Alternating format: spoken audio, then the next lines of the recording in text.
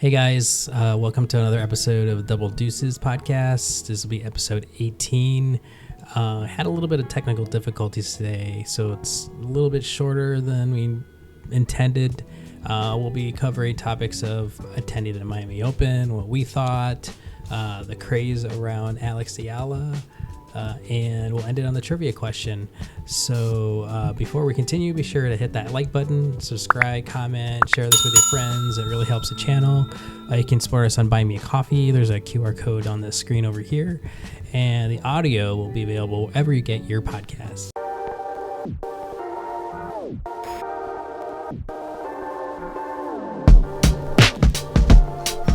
Jason Bago, Leo Bugo, Bago Bugo, Double Deuces, two friends that try to play tennis, watch a lot of tennis, and like to talk tennis. We yap. What's up, Leo? What's going on, brother? Had to do this a little remote. My schedule has sucked lately, so it's the only way I could fit you in.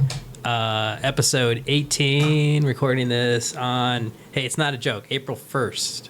April Fool's Day, not a joke. Not a joke. Last time recorded was January 18th, so we're a little behind. Didn't quite make the quarter. Yeah. Like other things didn't make the quarter. We got to start doing twice a month. Zoom. Maybe every 2 weeks. Maybe that's a little ambitious, but we can try. We saw some tennis live, though. Yeah, we went to the... You were gracious enough to drive us there and back to Miami. Yeah, that almost didn't happen. I had a little bit of a health thing, and we were supposed to go for 2 days, basically, Sunday night session and then all day Monday, and I just wasn't feeling well that weekend and rallied and drove us that Monday morning and just spent all day Monday. And hey, we got lucky. We got lucky. I mean, we weren't plagued with the crap at the beginning of the tournament and the crap at the end of the tournament, which was rain. Lots of freaking rain. Yeah, I mean, obviously, if you're paying and you're showing up and it's raining or a rain delay, it sucks. But the good thing is, if you go the next day, there's even more tennis to watch, which has happened to me in the past. Yeah. But yeah, we lucked out. It was sunny. It was pretty gorgeous. It was a little hot in the sun. So yeah, we got there probably around 12:30. So we missed the first 11 a.m. starts, which was Eala versus Mukova, and that was over quick. I mean, it was what 0-2 or 1-2 or something like that. I was kind of surprised. And then we got there, and the stadium. We had seats in the stadium, and. It was Medvedev versus Cerundolo. Yeah, Cerundolo. Yes. Stadium kind of sucks. We had pretty decent seats. We were the last row on the bottom section of the baseline in the shade, which was key. I think watching Medvedev live is different than TV just because how gigantic he is and he's a big dude. How great he moves, like the balls that he was getting to. It doesn't seem that's right. What really just stood out. Like I was just like focused on him, like his, they call him the octopus with the arms and the legs and the limbs and it was just like the movement and the other guy, Cerundolo, the Argentinian, just played lights out. It was. I mean, it went 3 sets, right? Yeah. That first set though was like. Was that like 6-0 or 6-1? Yeah. Cerundolo, and then Medvedev did his thing. You know, made it in tried the third. To get the crowd involved. Yeah, but it just I think he was just coming from behind. It was tough, but played his heart out. And then the next match, we went over to the Buchholz. Is it Butch Buchholz? Butch Bolts, or I don't know how to say it, but yeah, Buchholz. Anyway, this court is pretty cool. It is a on the grounds pass. It's the second largest facility besides the grandstand. Yeah. So it's kind of like, I wouldn't call it a mini. Yeah, it's kind of a mini stadium.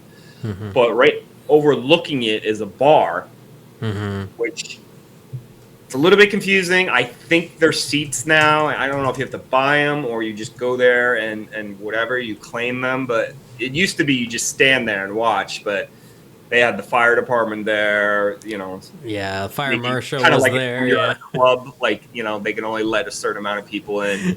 But yeah, you're in the shade, you're by a bar, Yeah. you're overlooking great tennis. We were melting in the bleachers. It was good. It was Mboko and Andreeva, and we were like right there, like on the side. Like we probably could have stole a racket or something. Yeah, we wanted to. We were that close. We were close. What stood out, like watching those two? Well, they move pretty well. Andreeva can rip it if she really wants to.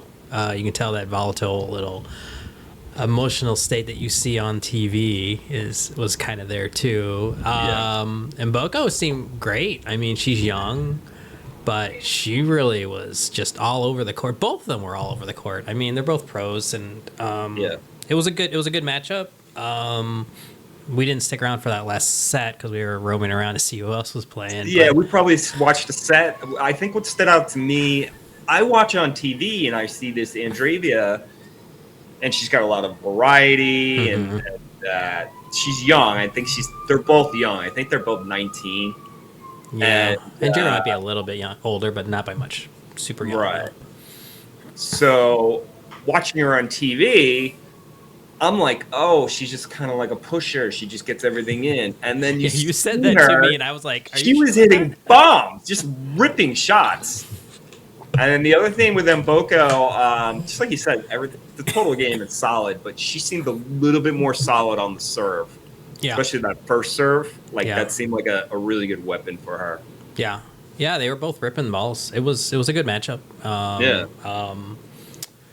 I don't know. And then we went to the grandstand, and we saw the defending champ, Mensik versus Tiafo. Yeah, that was a good one. What'd you think of that one? That was good. I mean, Foe's made a lot of changes, coming this year. Basically changed his whole team, changed his attitude, and I think it's showing. But yeah, he played great. Took out the defending champion. Mensek seemed bigger than I thought he was on TV. Not that I didn't think he wasn't a big dude, but to see him kind of that close was kind of something. But yeah, Foe pulled it out with his giant water bottle. So I think the grandstand is probably the best deal at this tournament because you can get entry to it from a grounds pass, and they have great players playing there all the time. Yeah. And there's only one section that has reserved seats. So we went to the baseline, and I don't know, we were like 10th row. We were pretty close behind the baseline. So just like Leo said, this guy is probably 6'4", 6'5". It's just, you just don't. You're used to seeing those guys on a basketball court, but when you see them on a tennis court, it's just. And then the fact that they can move in person. Yeah, they can move well, and it was. Yeah. I feel like that court always gets really windy. At least every time I'm there. Yeah. I feel and like then the other thing is the only shade that you're getting, besides if you're at a bar or a restaurant area, and they have places where you can sit. They've really upgraded the amount of shade. Yeah. But if you're watching tennis, it's really just one section in the stadium. The stadium kind of the shade comes from the proper side of the stadium. The proper horizontally.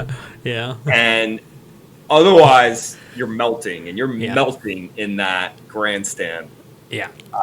Luckily we had some cloud cover for a few points, and that helped. But yeah, you're right. If you're anywhere on the outer courts watching tennis in either the grandstand or Butch Bolts or Court 1 or whatever, you're gonna bake. Get ready to bake. Right? Get your sunscreen or hats or whatever you need to shield from the sun. But yeah, you're baking, and like like Jason was saying, and the stadium, the only side that you get shade the whole day is the actual proper stadium. So like we've talked about this, they build a stadium in a stadium, right, for the center court and bleachers. Yeah, they put bleachers in, and anything they install in is basically getting like full sun up until maybe mid afternoonish. Then it moves over a little bit to the day. But yeah, everything you build, you're getting baked, and in the two locations really get any relief from that. Yeah, the other thing that stood out was, and I think we went back to the stadium and someone had to. It took a long time. I think probably because of dehydration and the sun. Oh yeah, they had to stop the match of. It was Coco Gauff and Cristea, and because someone in the stands needed medical attention. Yeah, they basically passed out or something. Yeah, it was crazy, and they were on that side where it's like full sun. Yeah, and probably drinking because first of all, if you want to drink there's no lines. I mean, there's a million places to buy a drink. And there's even little side carts all over the place. You're pretty limited to the sponsors of the tournament. So the beer was Ultra and Heineken and Stella.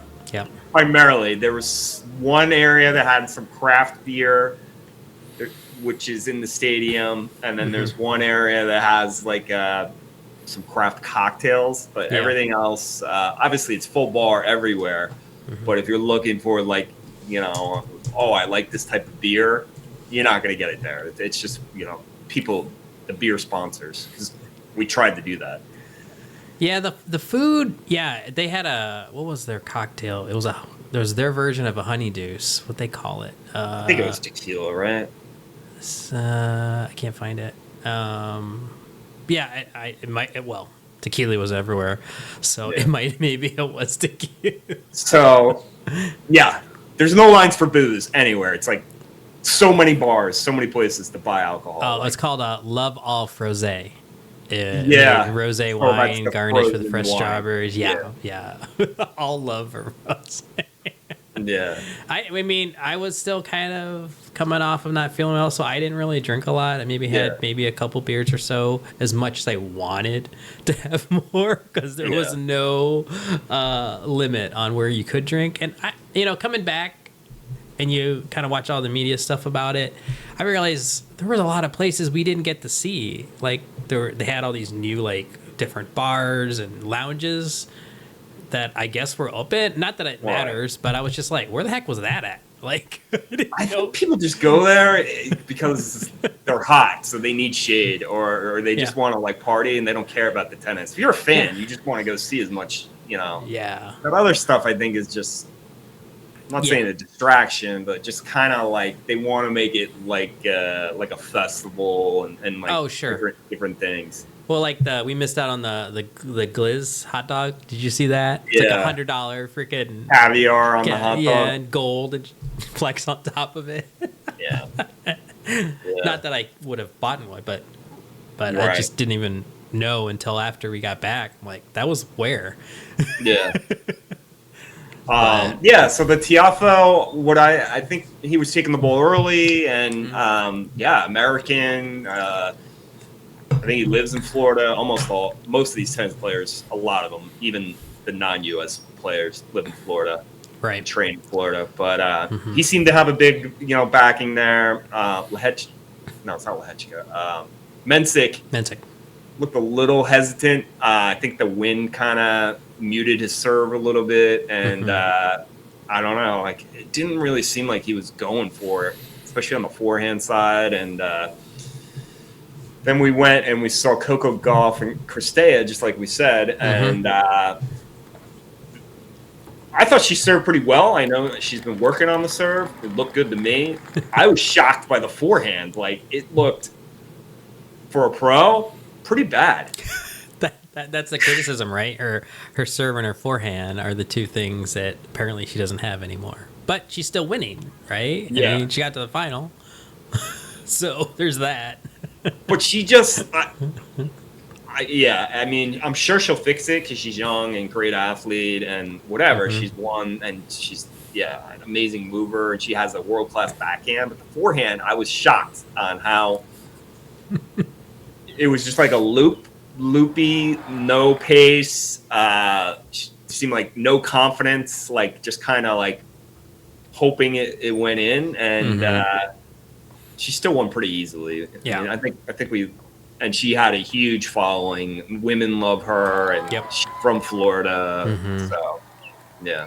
Yeah, she's from that area, right? Kind of around the Delray Yeah. area, Miami. Yeah. So Not that far away. no, not far. So yeah, I mean, it was. Who else did we see? We saw. What else do we need to talk about? We didn't see the Pinko one. It was getting kind of late. I can't remember who else did we see. I know we saw some other people.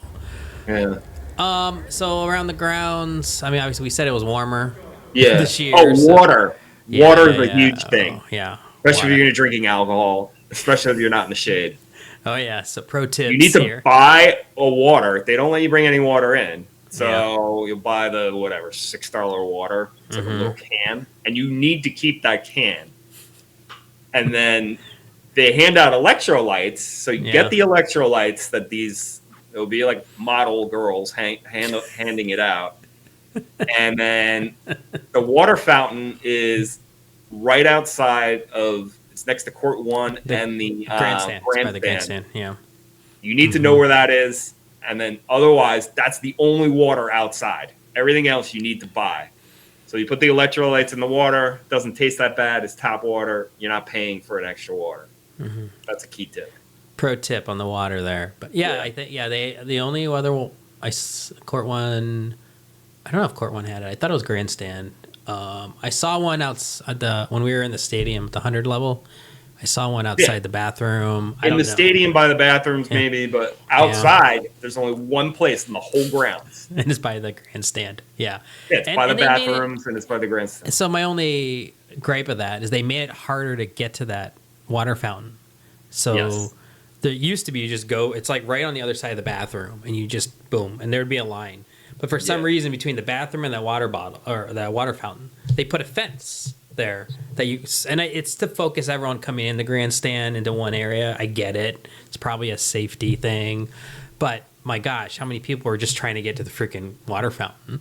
So they changed where you can enter and where you can exit, and we weren't used to that because you can just go in and out in the past wherever you wanted. Yeah, just like even that James was talking about it, the going up to that second level bar, looking over the Butch Bolts. They used to just go up and down. Now there's like, fire marshal there telling people if they can come in or leave, and only one way in and one way out. I mean, we never went up there because the line was ridiculous every time we walked over there. So So the other thing that's a real value that you should take advantage is go to the practice courts. Oh yeah.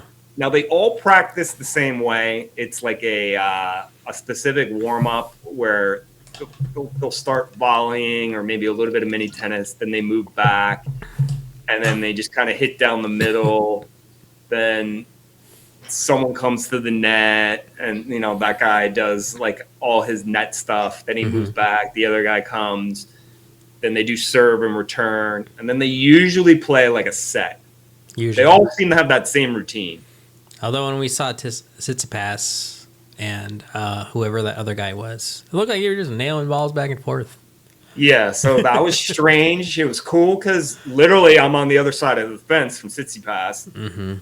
Again, dude is enormous. Like, I'm above average. I'm 6'1". He was like, I don't know. He's got to be 6'4". His feet look gigantic too. They were so big, and he's just crushing. And then he's got his dad and I guess his brother. Yeah. And they just keep on handing him new rackets after every rally, which is weird. Maybe they were gripping his racket. Maybe he was doing tension. Maybe he was testing testing equipment. He looked like he was trying to figure stuff out because he's not playing well. But that was really cool. He was already out of the tournament at that point too. Unless he was playing doubles, maybe that hadn't yet. Because I'm like, you were out of singles draw at that point already. So, right. Yeah. So they publish where these players are going to be practicing on the app. So I would look at that, especially if you want to see a specific player. Again, it gets a little bit boring until they're actually competing, and then they'll compete. I don't even know if it's a full set. I don't know, or if it's a time limit of when they have the court, but they'll play a few competitive games against each other. So that is like, you can get really close. And then if you're the autograph, whatever. I mean, if you're an adult getting an autograph, I'm sorry. Like, you're a loser. But you're not coming over there with your big, giant. But if you got kids and you buy that ball and the kid wants, or they got their hat and they want signed, you got to go to the practice courts because they're going to, they're going to walk by. I don't know what the big players do, but Tsitsipas did that, and then he went up into the he went into the crowd and he signed everything that everyone wanted. That was cool. That was good of him. I mean, he needed to do that, but yeah, it was good. Yeah, it was. It's fun to watch them practice, and you can see there's some stands there. You don't have to be on the other side of the fence like we were, but there's stands on the baseline, and you can see I don't know how many practice courts there are, but you're basically in front of 4 of them, and it goes down like another maybe 4 or 5 more courts, and then there is a section behind where you can't see. I don't know if you gotta like know someone to get back there, kind of by court 7 or whatever on the other side. Yeah, they're kind of blocked off. You can kind of see through the fence and the netting. There's people back there, but you can't really tell who's practicing unless it's noticeable. But the suggestions would be go to a day session during the week, avoid the weekends. Unless you want to be in the middle of the crowds, then that's your jam. If you're going on a budget, don't worry about the stadium. Like, you're really not missing that much, but if you really going to value that like shade, you'll have a seat to go there. I mean, there's shade all over the grounds, but you can't watch tennis in the shade besides the stadium. Yeah. Well, they Remember do have where those, the water is. Yeah. Bring sunscreen. If you forget it, they do hand it out. Mm-hmm. You'll see people going around. Food I thought was weak. They got rid of that taco place, whatever it was called, and they replaced it with that Cuban restaurant, which wasn't bad. I mean, I had like a bowl with some rice and some pork and plantains. It was delicious, but it was like so much food.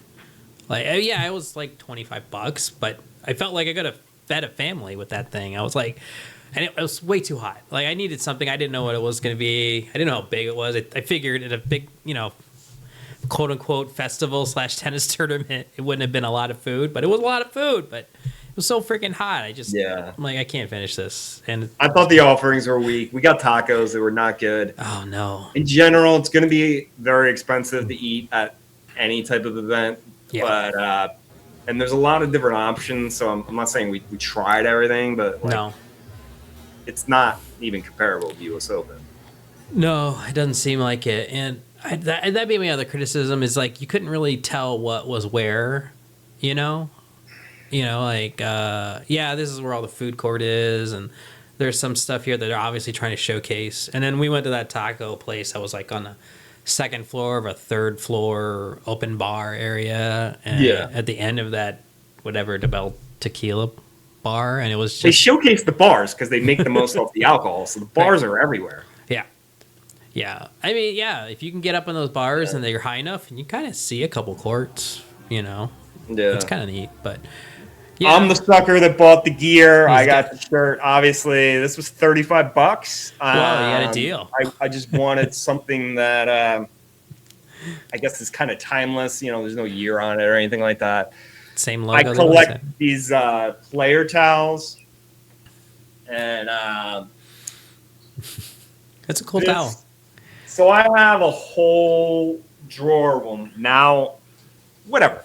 We live in Florida. I sweat a lot when I play, so like I'm using them.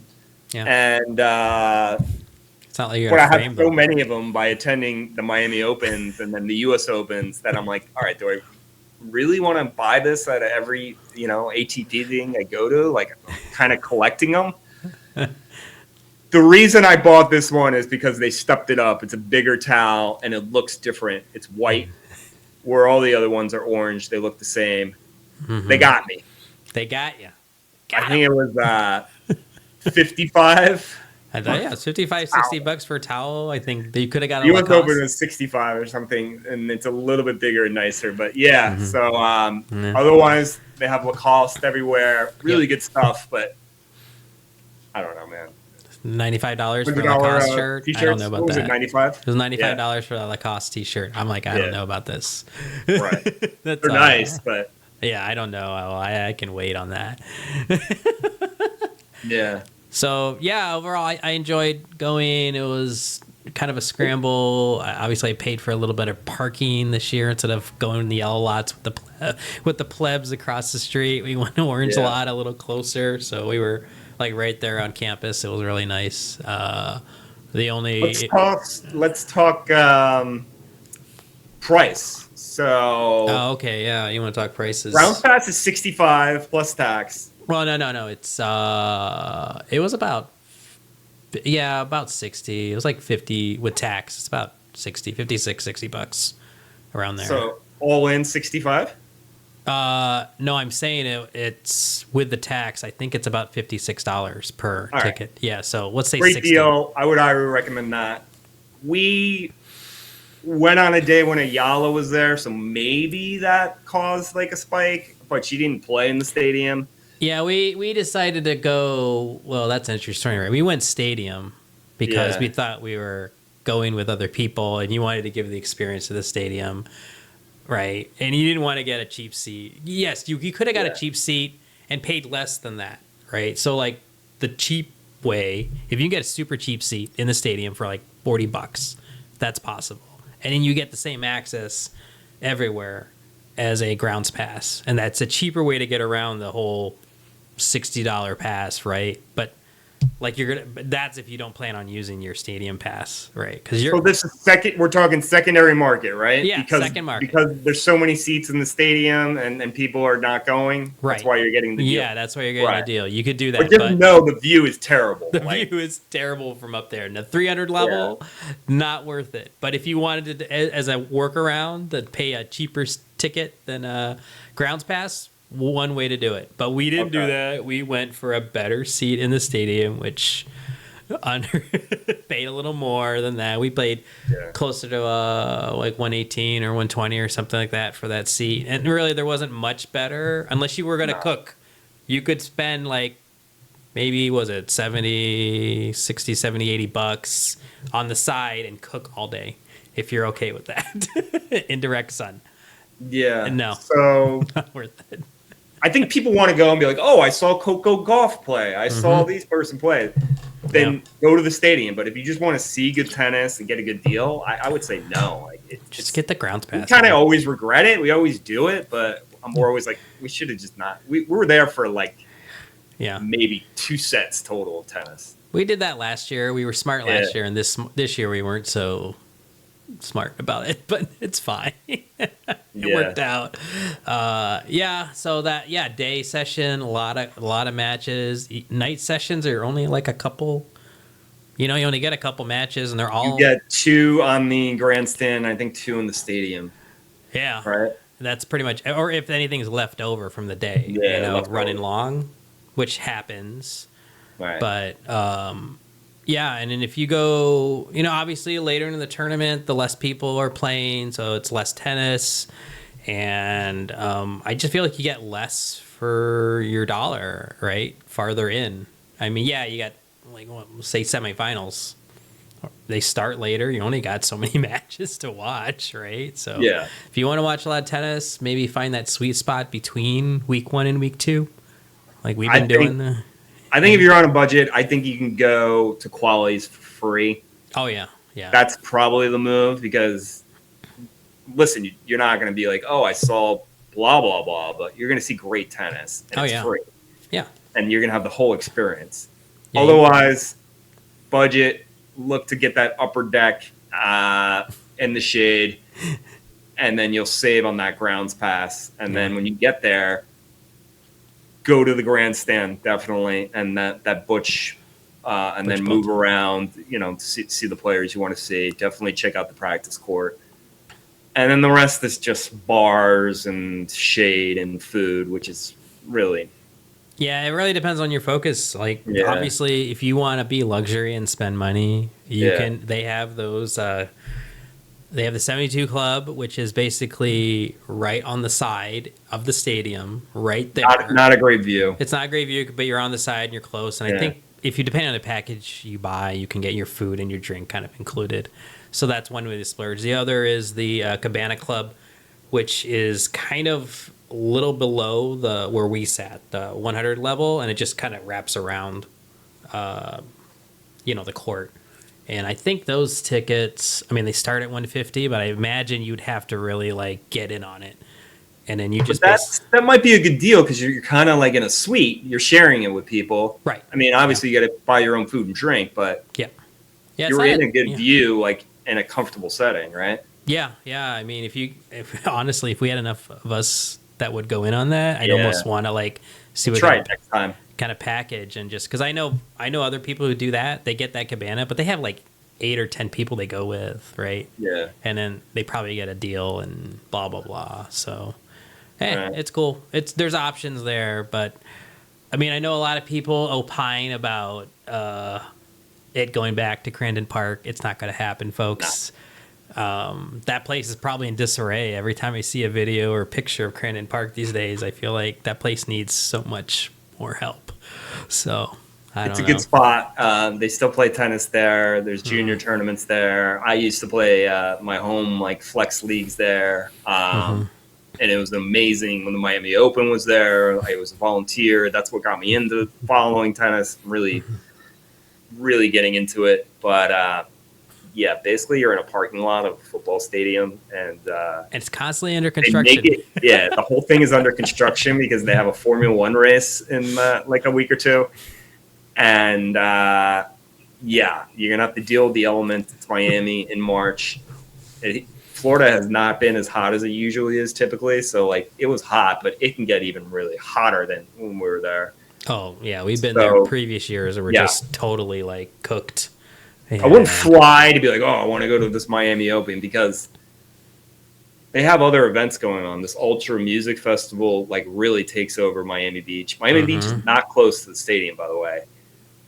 You're better off kind of staying in the Fort Lauderdale area. We're kind of crapping on the tournament, but it's ours. It's in Florida. it's our tournament until they decide to move it for some crazy reason. Yeah. But IMG still owns it. Hopefully it doesn't go far.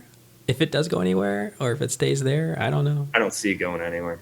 Yeah, well, they hit record numbers. I don't know if you saw that. They hit 400,000 attended. That's like 10% up from like 2 years ago. I think, and we can segue into the Filipino effect as our resident Filipino commentator. Yeah, that's me. Talk to me a little bit about that. Why do you think people are so behind her? Alex Eala. Well, is it Alexa or Alexia? I think it's Alex. I think it's Alex Eala. Alex Eala. Eala, which for some reason I spelled it wrong in my notes, but I know it's Eala. Well, there's not Filipinos are very proud people, number one. We're kind of everywhere in the world if you think about it. A lot of us go just because of the nature of the country. A lot of us end up in like Canada to work, or the States, or Saudi Arabia, right? All over that, Asia Pac area. So you have a Filipino or Filipina who is in the top 30 or 50 now, right? She dropped down. She's top 30, yeah. Well, she dropped because she didn't get as far in the Miami Open as she did last year, because she got the semis last year and she didn't defend all those points. So she tumbled down to like 40 something. But either way, she's top 30 player in my mind. There's not a lot of Filipinos. There's none. There's no tennis players. There's not tennis players. And ever. if you think about just like as a whole from other sports, I mean, there's F and Talk to me about that. I know Manny Pacquiao, and I know that they're good at pool. F.N. Reyes, one of the best I remember pool players, 8-time or 8-ball champion 2004, 9-ball champion, 9-ball champion 1999. I mean, the dude had to change his name when he came to the U.S. so people didn't know who he was, and he could, pool's all about that hustle culture. Yeah. And and then Manny Pacquiao, one of the greatest boxing, and now he's a political figure. And, he's a senator over there, and hey, we might get that popular Filipino ever. Ever. Yeah. And so here we have Eala. Yeah, good-looking girl. She's young. I mean, she's 19, but very humble. Very humble, handling the fame really well. All right. Trivia question. All right. Trivia question. It kind of led to what we were talking about earlier, but I don't know if you know the answer or not. All right. Lars Ulrich from Metallica has a history in tennis. With both his father and his grandfather were both pros from Denmark. He trained here at Military Academy back in the 70s, which is now IMG, with dreams of becoming a pro tennis player himself. But then he realized he wasn't good enough and switched to music. And of course, we wouldn't have Metallica without that. What band influenced that decision to move to music?